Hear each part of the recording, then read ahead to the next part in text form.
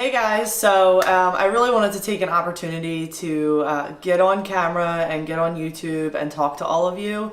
So a lot of people have been asking me questions throughout the years about who I am, where I've come from, and what I do, what I don't like, my family, my boyfriend, nutrition, my weight loss story. So we're going to get into all of that today, and I just want to take you guys on the journey from way back into elementary school all the way till now. The first thing that I really wanted to talk about is my family. A lot of people ask me about my siblings and my nieces and my nephews. So I have a lot of siblings, and when I was 3 years old, my parents got divorced, and my mom met my stepdad, who had 3 kids. So I was brought into a family with 3 siblings, and they were all older than me. And then my father actually met someone, and he had 4 daughters after me. So I was the youngest in the household that I was raised in. I was the oldest in my father's household, and technically I'm an only child. So I think that says a lot about who I am. I think that's given me a lot of different experiences in life. And if you look at the grand picture, I'm actually in the middle of it all. So I've been able to learn a lot about myself. I've been able to learn a lot about people. And I've been very, very blessed in the sense that I have a family bigger than most. I could have ended up being an only child, and now I have siblings that have more siblings, and fortunately I'm able to stay connected with everyone, and I am very lucky for that. So I was raised in this house that we're in right now, and my stepdad and my mom have been the most incredible inspirations in my life, and my siblings have been so great through everything that I've decided to do in life. From a small town in Jersey, and I went to a very small elementary school, and in elementary school, that's when I found my love for sports. I was doing everything and anything I possibly could do to figure out where I wanted to be in life. I played flag football, I played the flute, I did softball, I did the newspaper club, and then I did basketball. And basketball was a sport that really was something I was in love with. It came natural to me. Softball, not so much. For some reason, I am afraid of the ball still to this day, and I am terrible at softball. Basketball, on the other hand, was something that came natural to me, and I was just really good at it. So naturally, I decided to play. Again, small town, our team was not that great, and we lost a lot of games. But that taught me a lot. It taught me a lot about teamwork. It taught me a lot about getting back up no matter how many times you fall. And I wanted to do basketball in high school. So once I graduated from elementary school, I said, I'm going to be on the basketball team. And I got to high school, and I was on the basketball team, but I didn't get that much playing time. Naturally, as you get older, there's more talent, and in high school there was a lot more talent, and I did not get as much playing time as I had thought I would. So I was approached by the cross-country coach in high school, and he said, I see you running up and down the court during practice, you're fast, you seem like you really enjoy running, come out and try cross-country. I kind of laughed at him, and I said, no way. I am not running distance. There's absolutely no way. Who does that for fun? And I told him, I was like, I'll come out for track and just check it out and see how things are going, see if I like it. So I joined the spring track team, and I thought I was a hot shot. I'm like, oh, I can sprint up and down the basketball court for a whole game. I know I can do this. And I get down to track practice, and I told the coach I wanted to be a sprinter because I thought I was fast. And we did about a weekend of practicing, and I don't know if anybody's ever tried to use a starting block on the track, but it was a complete disaster. And I jumped on and I put my feet down, and I really thought, like, I got this. It can't be that hard. And I ended up twisting my ankle. So I might have sprained it, I don't know. I hurt my ankle a lot during basketball, so at that point it just felt like another sprain or another twist, and I was injured enough to where it hurt to continue sprinting. Talked to the track coach, and he said, well, you have to do some conditioning to get better. And he's like, but you can, walk and jog around the track while your ankle's getting better. So I was like, great. And I just was jogging around the track and started to realize, like, okay, running a mile is really not that bad. Once I was healed, I approached the coach and I said, clearly I'm not a sprinter. I never thought I would say that, but clearly that was something that wasn't for me, and I told him I wanted to try distance running. So what was really cool about that is they just let you figure out what you liked. They didn't necessarily say, oh, you have to do the 400-meter sprint, or oh, you have to run the 2 mile. They let you figure it out. So I joined the distance team. It was small because, again, who likes to run far? And the first practice we had to run 3 miles, which seemed like the furthest distance I've ever had to run in my life. I remember it was warm out. My form was terrible. I was having trouble breathing. And I thought to myself, there is no way I am going to do this and continue to do this. But, you get those endorphins and you get that high. And for some reason, I kept coming back day after day after day. And that is when I started to fall in love with distance running. And, I did the 1 mile and the 2 mile for track. I joined the cross country team, and I stopped playing basketball. So what I thought was something that I was going to do forever turned into something that I was going to stop doing and start running. I ended up on the winter track team, the spring track team, and the cross country team. I became captain for some of the teams, and I started to really, really like running. And, people thought we were crazy, but I enjoyed it, and it was something that I was good at.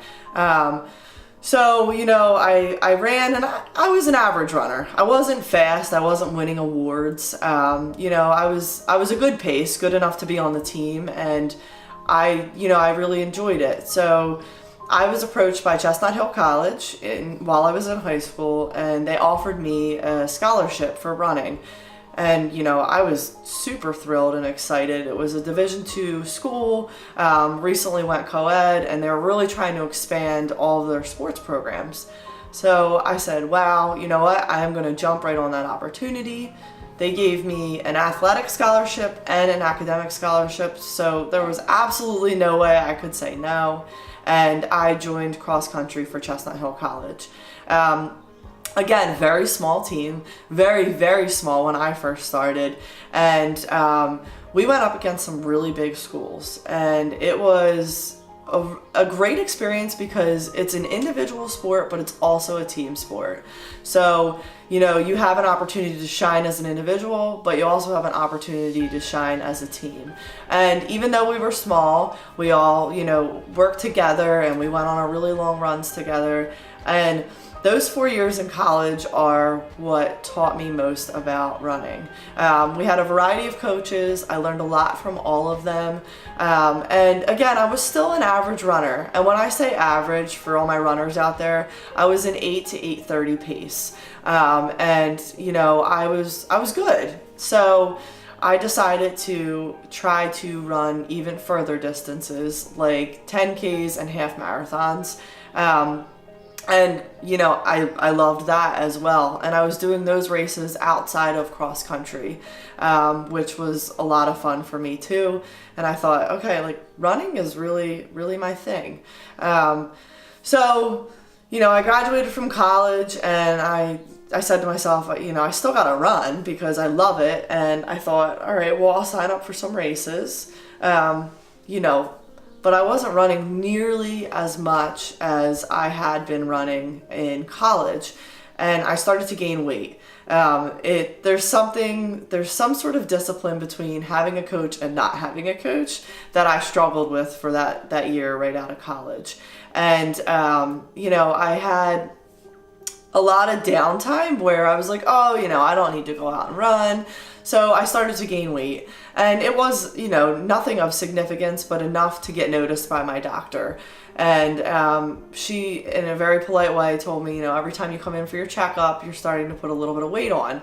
And that was enough for me to make a change. And I thought to myself, okay, I need to figure out a training schedule that works for me. I'm now working, an 8 to 5 job that required an over an hour commute. And I need to find something that really works for me. And I knew that what I was doing in college was not realistic. We were training in the morning, we were training in the afternoon, we were running distances that, I can't even imagine explaining to you the distances that we were going. But I said, all right, I need to figure that out, but I also need to figure out nutrition. And I love food. I love cooking. And I actually almost went to cooking school when I was looking for undergrad schools. And cooking's just been something that my mom and I have always done together, and I love it. It comes natural to me. So I thought, let me try to figure out how to eat healthy. And, I read and I read and I read, and everything that people were sharing with me was basically, healthy food doesn't really taste good, and you got to eat this, and you make sure you meal prep. And so through all of the reading that I did, I stumbled upon a program that taught me a lot about clean eating. And I liked that program because it wasn't like you have to eat 1,200 calories a day and you will lose weight. It was focus on what you're putting in your body, and your body will thank you for that, and you will lose weight. So I figured out a running schedule, and I was just running. I was not doing any kind of weightlifting. I was not doing kickboxing. And I did my runs in the morning before work, and I was eating better. And I ended up losing 50 pounds. So that was just like a big moment in my life, because I had figured it out. I figured out how to cook healthy, make it taste good, and still be a runner. So unfortunately, when I started to lose weight, I started to lose too much weight because I was just running and eating healthy. And that's when I decided to incorporate lifting and kickboxing into my regimen. So kickboxing helped me because it was a different style of cardio, and it got my heart rate up, and it made me stronger in my upper body. And then I did some lifting, and that helped me tone and helped me put some muscle on. And I was still struggling a little bit, but I did put weight back on. And that was another learning experience, because putting weight back on for anyone is like a little scary. So I taught myself different weight programs. There's so much stuff online, and you just have to find what works for you. So through all of that, I figured out a happy medium for myself, and was able to still continue to run, which is what I've found I love the most. And still to this day, I'm eating well. And, I have the occasional times where I'm like, I'm going to eat a pizza, or I'm going to do this, and I'm going to go out, and I'm going to treat myself. But I still focus on portions, and I still focus on the quality of the food. I'm not going to go eat junk unless I'm really craving it, because I do love Checkers and I love their fries and their burgers. So if you really are craving something, go have it. That's just a tip. The longer you deprive yourself from it, the worse it's going to be when you actually do have it. So, I kept running, and I ended up running a marathon in 2015, and that was probably one of the most pivotal moments of my life. I don't know if any of you watching this has ever run a marathon, but a marathon is 26.2 miles, and that's just the beginning. The training is what takes the most out of you. So training for a marathon requires a lot. I like to give myself 4 months, and you start out small, and then you end up having weekends where you have to log 20-mile runs. And it was something that I had always wanted to do. Just to give you a little context, at that point in my life, I had ran 5Ks, 10Ks, half marathons, did a handful of Tough Mudders, did a handful of Spartan races, and even had done triathlons. So I was like, oh, what's next? Let me tackle the marathon.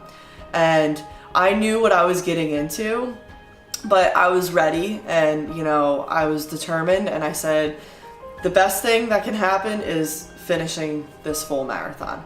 So I signed up for the Philadelphia Marathon and trained for it, and I was ready, and I go to the race, and I'll tell you, miles 1 through 13 were great because I've been there. I've run half marathons.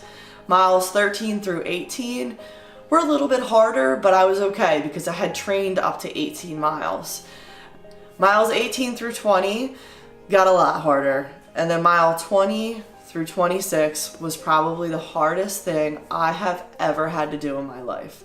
Now, I've been there, done that. I've had a lot of things happen to me. Running miles 20 through 26 were so difficult, but it changed my life.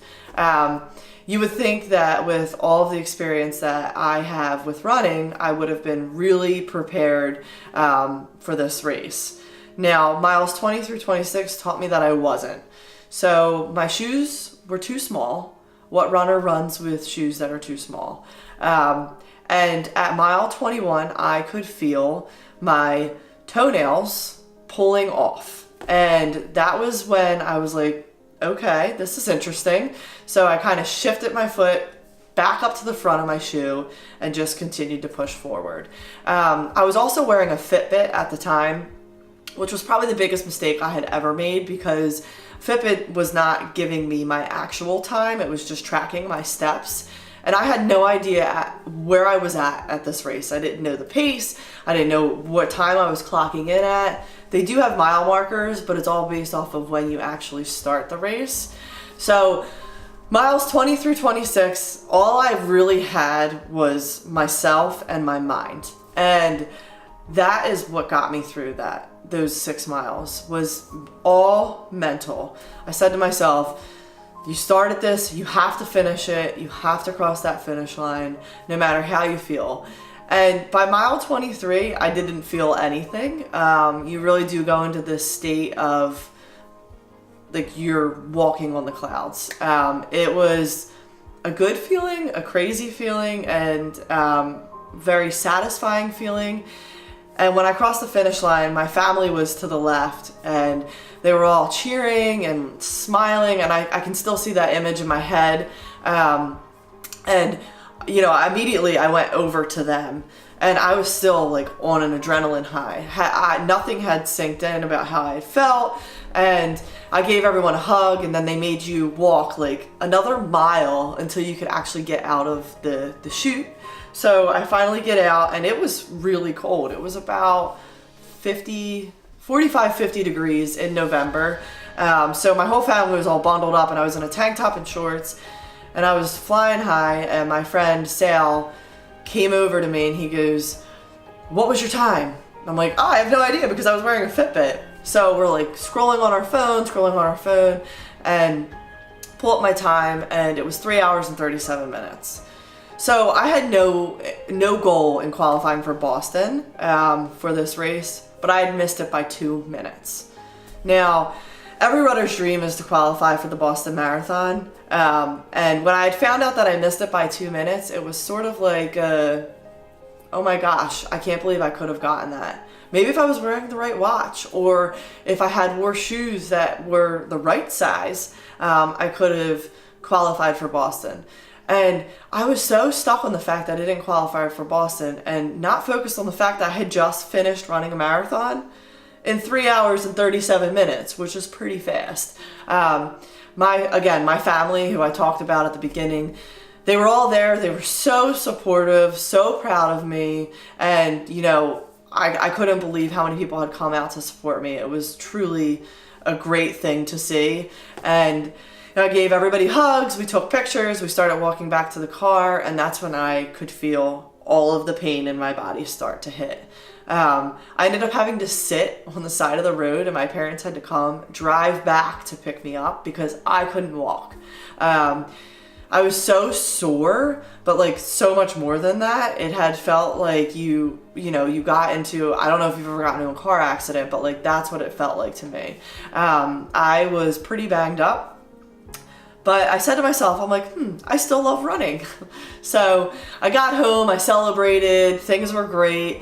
And then I went into this like marathoner's depression, and it is a real thing. So, you know, you get onto Google like everyone does and make sure that what you're feeling is at least something that someone else has felt before. And it's true, because you spend so many hours dedicated to running, and then you run the marathon and then it's done. And you are forced to take a break, because if you don't, you're not going to recover properly and you are going to get injured. So then I started to question whether or not I still liked running. I started to think, like, why did I run that marathon? I felt so terrible. And, you know, I struggled with it for about 6 months. And then I one day woke up and I said, I'm gonna go for a nice long distance run. And just like that, I had fallen in love with it again. It came in waves, and I started doing longer distance races again. I started running half marathons, and I said to myself, I really do love this. And for about 2 years, I went back and forth on whether or not I ever wanted to run a marathon again. I told people that I still really wanted to qualify for Boston, but I also didn't want to run a marathon and have that pressure of Boston in the back of my mind. Long story short, I ended up signing up for another marathon, as most of you know, and I am running another full marathon in North Jersey in April. But I have a different reason why now. I am actually doing it in honor of my uncle. A lot of you know he passed away in December, 2 days after Christmas, and he used to always call me his Wonder Woman, and I decided to honor him by running this marathon for him. You know, the last week that I was with him, I told him about this, and he was so happy and so excited for me. So in April, regardless of Boston, regardless of how my training goes, I am running this marathon for him. And I am super excited about that. I'm super excited to take all of you on that journey.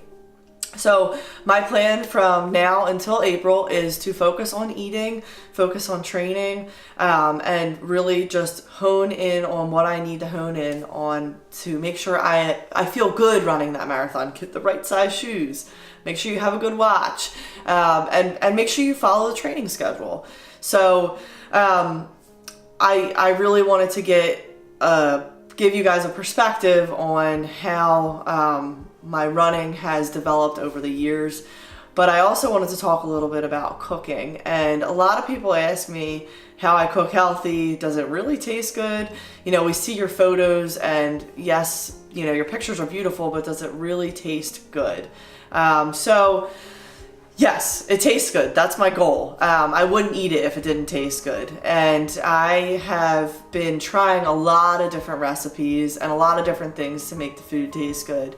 As I mentioned earlier, cooking is a passion of mine. So as I said earlier, I almost went to school for cooking, but I decided to go to undergrad and just, you know, finish that out. And then, you know, I figured out that I can cook on the side as a hobby of mine, and cooking has been such a big passion of mine, and I absolutely love it.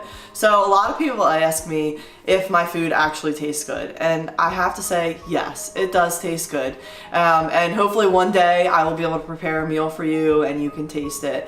My goal in life is to make healthy taste good. I have a blog out there with a lot of healthy recipes. No, I don't make up the recipes myself. I find them on Pinterest or I find them on YouTube, and I might have to change some of the ingredients to make it healthier, but they are not my recipes. So I do not want to take credit for any of them. They were all found online from really great bloggers, but I have a gift in the sense that I can make it a lot healthier by swapping out ingredients or completely removing ingredients. So making healthy taste good is something that I live by, and it has helped me. It's helped me lose weight, and you know, I have to give my mom so much credit because she's the one who taught me how to cook. Also, my aunt, she's another person who has had a huge impact on my life around many things, especially cooking. So I've taken what they've taught me and I've applied it to a healthier level. And nutrition's just been that key. And I also have a boyfriend, as many of you know, and the one way that he lost weight was through nutrition. And him and I meal prep always together on the weekends, and we try to make all of these healthy foods that you see on my social media, and we'll take them throughout the week. And he has been great. He's so supportive with the healthy eating. He's seeing results from it. And, you know, I am so grateful that he supports not only, you know, my fitness life, but also my cooking passion. And he's been a tremendous person through everything that I've gone through. I've been seeing him for a little over 2 years. I think that's right. He'll probably kill me if I'm wrong. And you know, we've had such a great relationship. He has a 6-year-old who has been the greatest gift in the whole world. I am so grateful that I'm able to be there for her. She is probably the most inspiring child I've ever met. She also is best friends with my niece, which works out really well. So we spent a lot of time with them, and that's just another gift that he has given me. And, you know, I'm really grateful for that family time that we have together. He is also very supportive because I'm going back to school. So I am currently getting my master's from the University of Penn, actually almost finished. I graduate in May. So 2018 is a big year for me, running a marathon, graduating from the University of Penn with my master's degree. And it has been very difficult. So in 2017, we had a tree fall on our house. We, meaning my boyfriend and I, had a tree fall on our house. Everybody's okay. I'm sure you've heard the story. I'm sure you've read about it. I talk about it a lot because it was really a life-changing moment for us. It strengthened our relationship. It taught us really what was important, and it also taught me how much I can get done regardless of what's going on around me. So we still have that hole in our house, and we're still waiting for things to get repaired because, as you can imagine, during the winter season is not the best time to do demolition on your house. So we were dealing with all of that, and I was also going through one of the hardest semesters I've ever gone through at school. I had to write an 80-page paper, it's considered a capstone, but some people like to call it a thesis. I had to do that, and I was also doing an independent study. Just to give you a little context of what an independent study is, it's really taking a subject that you're passionate about and working on it with a professor on a one-on-one basis, where the student really does a lot of the work. So I was writing this 80-page paper, and I was also doing this independent study. I was stressed, and I was not the happiest person to be around. And God bless my boyfriend, because he understood it, and you know, he stepped back and he told me, whatever you need, I'm there for you. And you know, I have to say, he was incredible through that. I don't think I could have gotten my paper done or did that independent study without him. I probably would have had a mental breakdown and not finished, and would have been like 10 steps further behind than where I am now. So I wrote that paper on internal consulting, and that paper, that capstone, inspired my independent study, which was focused around entrepreneurship. So a lot of people know what entrepreneurship is, opening up your own company, but this was focused around entrepreneurship. So I haven't talked about this yet, but I am a project manager for a home healthcare company called Beata Home Healthcare. I've been there for a little bit over 6 years, and it's an incredible company. If you don't know about them, you should check them out. If you're looking for a job, you should check them out. I love Beata so much. I love them so much that it took me away from wanting to be an entrepreneur and has inspired me to want to be at Beata. So this independent study focused on Beata and being an entrepreneur there. So my professor asked me, he's like, you know, do you have any ideas? Is there anything that you've been wanting to do for your company? And I said, something that I've really wanted to do for a long time is talk about a health and wellness initiative. And go figure, health and wellness, you know, running and nutrition and sleep and everything that I focus on social media. Let me try to bring it to the workspace. Let me try to bring it to the place that I spend a lot of my time at. So For a full semester, amidst writing my capstone, I worked on this health and wellness proposal. So I did a business plan and an executive summary and a presentation to the chief financial officer at Beata. I took my passion and, I put my foot on the line and I said, just go for it. You're never gonna know if you don't take risks. And I went and I presented that to the CFO at Beata, and he was all for it. He was super thrilled, and it was a turning point. And at that time, that same exact day, I had received an email from my capstone advisor telling me, congratulations, Brittany, your capstone has been approved. Now, after writing that 80-page paper for over 500 days, that was even more of an exciting moment for me.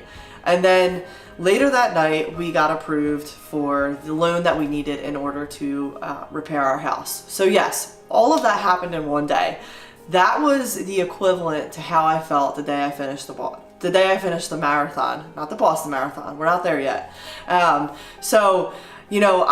was on cloud nine. I'm like, wow, all of this happened, everything has been accomplished, and it just proved to me that no matter what happens, even if a tree falls through your roof, you are going to get through it as long as you surround yourself with the right people and you don't give up. So, if you have any struggles whatsoever in your life, just think about that and make sure you're surrounded by the right people.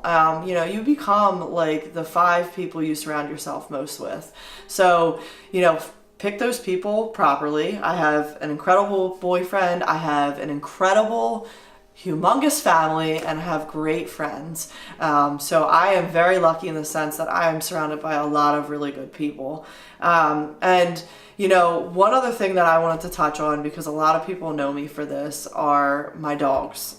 And I'm going to end on an animal note because my dogs are my world. I've had dogs since I could remember. Growing up, I've had dogs with my parents, and now we have 2 dogs. My boyfriend and I have 2 dogs together. They are the greatest gift. And whether or not you're an animal person, I share this because I spend just as much time with my dogs as I do with my family, as I do at work, as I do with school, as I do with running. Elsa is my pointer. She is the one who runs with me. John, my boyfriend, always tells people that she's been a lifesaver. So I think Elsa has lit a fire in me when it comes to running. I think she's part of the reason I've fallen in love with running again. And I know all the people out there who don't have animals are probably laughing at me. But she has been that inspiration, especially on days when I don't feel like it. I also have a golden retriever, Hurley, who's 10. This was John's dog. He had Hurley before me, and I swear Hurley understands everything that I say. He's the greatest dog. He will do whatever you want to do, except snuggle, because he just does not like that. And then I have 2 little dogs, Jack and Sheba, that live here. And they are my parents' dogs, but like half mine. And I still steal them and take them over to our house whenever I want them. It's a Jack Russell mix and a Dachshund. I share, again, these animal stories with you because they are a huge part of my life. They are always there for me, especially on the toughest days. Even when the tree fell on the house, they were there, they were okay. It was just great to have them and to hold them. And when I'm stressed out, it's nice to have them. And again, Elsa runs every day with me. Unless it's -12, which it was in 2017. She refuses to go outside. So, long story short, I love animals. I have dogs. They're my best friends. I love to run. I love to cook. I played a ton of sports in high school. I love sports. Still love sports to this day. I'm a huge football fan. I like basketball, although John's not a big fan of basketball. I like to watch it. Huge hockey fan, and also a very big baseball fan. I've been a season ticket holder for the Phillies. I'm a season ticket holder for the Flyers. That's just giving you a little context about how much I love sports. So not only am I an athlete? I love watching athletes, and sports is, you know, probably the next biggest thing if I had to pick out of all the other things that I talked about. So that's me in a nutshell. I know that it could seem long to a lot of you, but I really wanted to share and give some insight on who I am, where I came from, a little bit about my family, because everybody's been asking. So I hope you guys enjoyed the video, and again, please give me some comments, feedback, questions, things you want to hear more about. If you like this, if you don't like it, I am a big believer on feedback, and you know, I thank you for taking the time to watch this today, and I can't wait to share more videos with you.